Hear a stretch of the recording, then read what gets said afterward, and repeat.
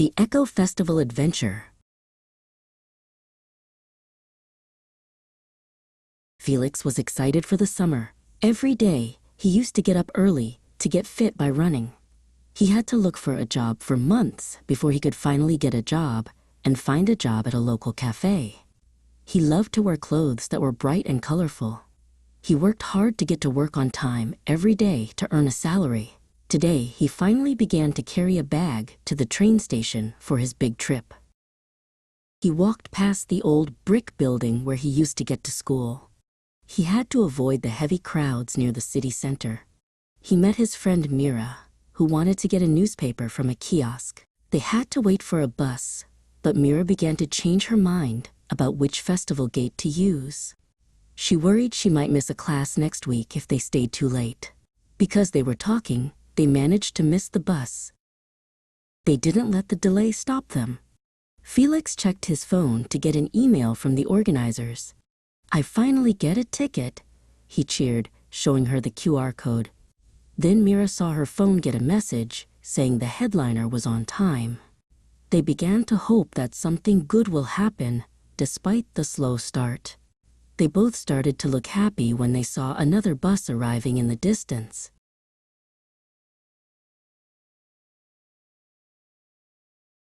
When they arrived at the gates, Felix began to get nervous because he didn't want to get lost in the crowd.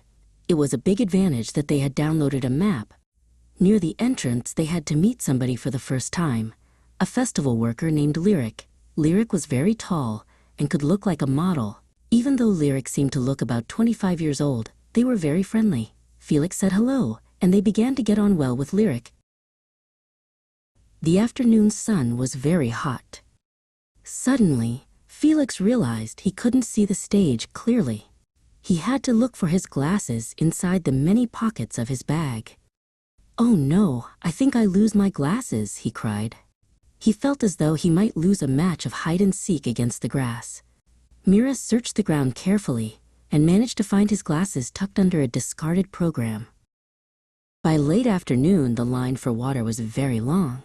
Felix started to get angry because of the heat. Mira had to tell him something funny to distract him. She decided to tell him a joke so he wouldn't tell a lie about being okay. Under the circumstances, they waited calmly for a long time. Eventually, the line moved and things began to get better. Felix said sorry for being grumpy. Later, the bright sky turned gray. It started to get colder, and the weather began to get worse as the wind picked up. Felix was very glad he had decided to take an umbrella just in case. Suddenly, the wind blew through the trees, creating a summer blizzard of white flower petals that swirled around the dancing crowd like snow. They didn't mind the wind, they just kept dancing. Between music sets, they visited a game booth. Felix played a ring toss game and managed to win a prize. He even managed to win a medal for his great aim. He wanted to get a present for his younger sister, but he had no cash left. He had to borrow money from somebody quickly. He saw Lyric walking by, who was happy to lend money to him. Felix also decided to wear jewelry, a glowing neon necklace he won. As the sun began to set, Felix took a moment to look at his watch. He decided to look at a photo on his phone of his family from a few years ago. Mira leaned over and said, "You really look like your mother in that old picture." Felix had to say something to her about how much he appreciated his family. He felt he had finally begun to know her well after their long day. He promised to bring something back for his parents.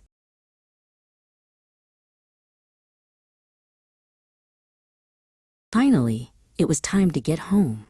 Felix felt like it had been the festival of the century. On the train, Mira mentioned her parents had decided to get divorced, but everyone was much happier now. Felix wondered if he would get married one day. They were completely exhausted when they finally managed to get home. They sat down to watch TV and watch a match of tennis until they fell asleep.